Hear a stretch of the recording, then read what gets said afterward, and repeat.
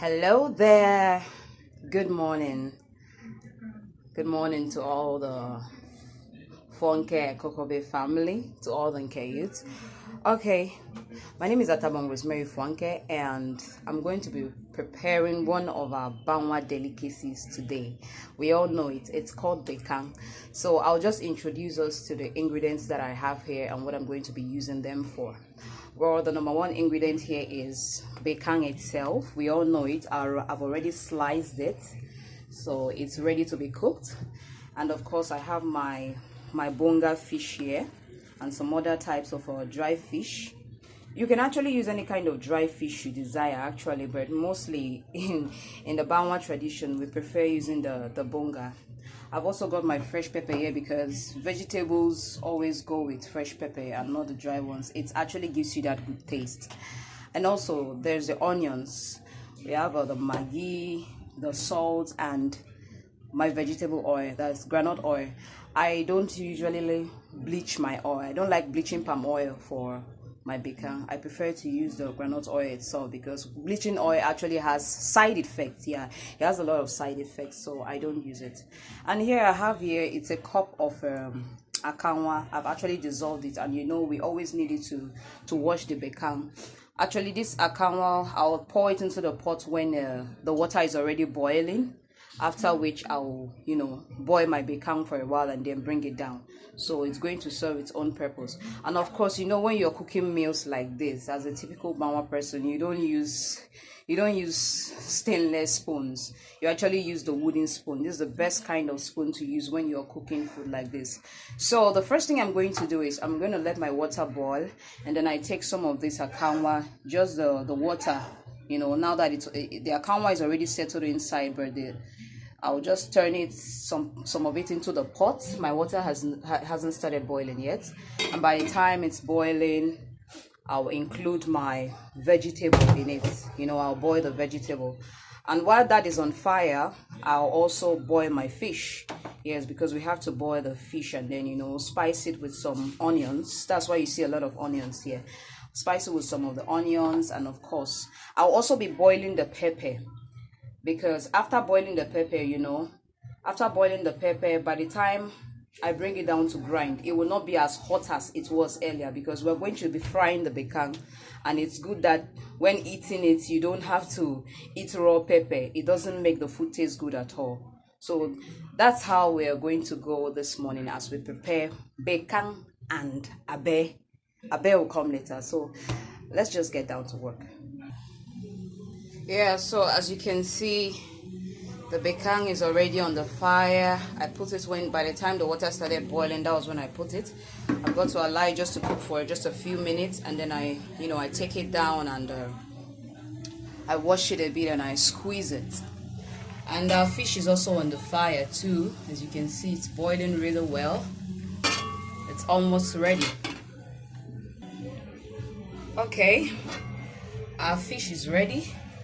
As you can see, it just has very little water in it because this is not a benye, so you can't afford to have more than the water required in it. But there's a little water though, just but it's good.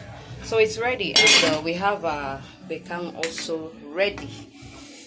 So I just have to bring it down right now, and the next thing I'll be doing is to squeeze, and then squeeze it and make it as if I'm washing it, but I'm not actually washing it, just a bit of wash, just a little bit. And after that, we'll now mix every ingredient that I introduced to you earlier when we started cooking. Okay, so here's my bekang. I'm trying to let it chill for a while. It's still very hot before I wash.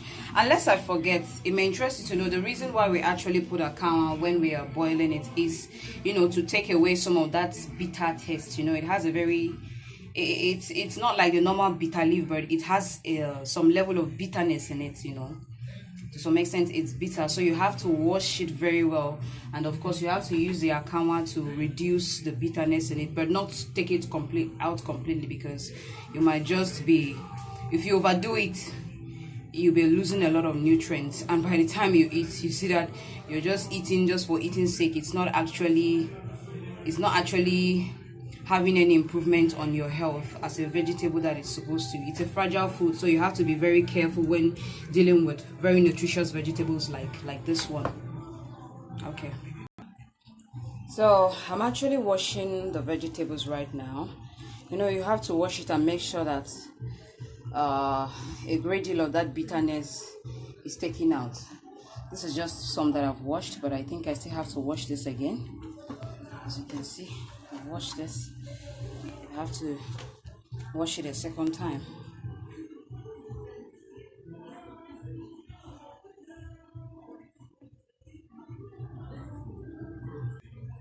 Okay, so we finished washing our vegetables. As you can see, that large pot of vegetable you saw has actually reduced. I actually had to boil it twice, but from what we are seeing now, it has reduced, and we are going to start mixing it. We'll mix it right now. Yes, we'll mix it now. I already blend my fresh pepper. So the next thing now is to mix all the ingredients together. So while we are mixing, our oil is on the fire, getting hot for the frying. You see, when you want to mix vegetables like this, right? Yeah, you have to put it down, mix all the ingredients. Make sure that you're using a bowl that is wide enough that can actually, contain all the ingredients. Don't try to mice it, and you have to do it bit by bit so that every part of the vegetable gets to have a good amount of every ingredient that you're using. Yes, every amount of it.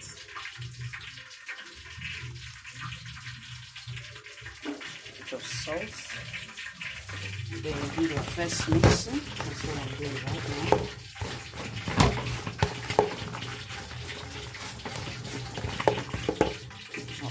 I'm also going to add some onions there. Yes, I'm adding a lot of onions. It's very important. It's very, very, very, very, very, very, very, very important. So this is the last point where we are actually mixing. And when mixing, you have to ensure that all the ingredients, every part of the vegetable has a taste of the pepper. Everything should be equal. One part shouldn't be salty and the other pepperish. You have to mix it extremely well. So while we are still mixing, our oil is on the fire, getting hot, ready to give the final touches to our Bekang while we are still mixing.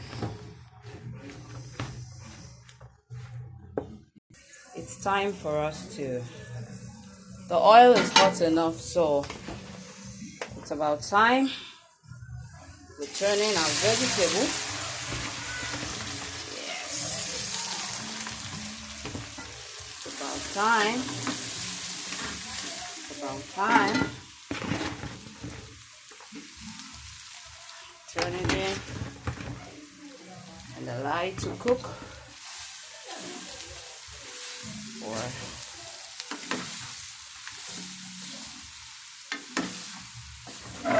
for allow it to cook. You might as well add some more oil. Vegetable takes a lot of oil, and sometimes you never can tell. So we'll be adding a little oil shortly, because we wouldn't want our vegetable to be completely just dry. As you can see, our Bekang is almost ready, if not completely ready. You see, when cooking vegetables are not beans or yam that when you're cooking it needs so much pressure, so much heat. So anytime I'm cooking, I always like to reduce, the amount of pressure that I use. Somebody will say, okay, what if I'm using charcoal? You reduce the amount of charcoal. It's vegetable and it's a fragile food. You might overcook it, and at the end of the day, you're eating just chaff, something that has no nutrients. And if you're using a charcoal pot, you take out some charcoal when you're whatever kind of vegetable. You don't cook vegetable as if you're cooking beans. It's a very fragile food, so you have to be very careful when cooking it. As you can see, it's not very dry. From the look of things, it's not very dry because when I was squeezing the vegetables, I wasn't squeezing it completely dry simply because, okay, it's Bekang, it has to be very dry, because if I had done it like that, it will be so unattractive and almost tasteless. Yes. So when you're squeezing, you make sure that, yes, it shouldn't be watery, but it shouldn't be completely dry when being squeezed. At least this should be oily and look, you know, attractive and nice, like this one. Okay, so this is the end of cooking the Bekang, and of course, we can't cook Bekang and then now. We have to also make what we're going to eat the Bekang with. So I'm going to go ahead now and prepare fufu. I'm not going to throw so much light on that, I'm sure. We all know the normal procedures for making fufu, so I'll be doing that shortly. So our fufu is already on the fire. You know, when you see Bawan fufu made by a Bawan man, you know, a Bawan woman, you know, washed, very clean, neat. So be rest assured that by the time it's ready, it will still have this nice white color that you're seeing, that is very attractive and appetizing too. So I'll just let this cook for a while. It doesn't take time to get ready. It'll be ready shortly. What did I tell you? I told you that even when it's ready, it will still be white. And it is. So white. So white. So white. It's already ready, you see? So, I'm just going to dish it now and, you know, set the table. It's been a wonderful time, hasn't it? So, people, here we go. The famous Banwa chop is ready. Abe Bekang, as you can see. And it's best eaten when it's in one plate. You know, when you're putting the fufu in on one plate and then you're putting the vegetables in another, oops, it sucks. So it's better you just put it on one plate and it's ready to be eaten. I hope you can join me. Thanks so much for watching. Thanks for bringing up the competition. I've enjoyed myself so far, so good. Even though I'm actually a participant. So my name remains Atabong Rosemary Fuankeh, and this is my own Banwa delicacy, Abe Bekang.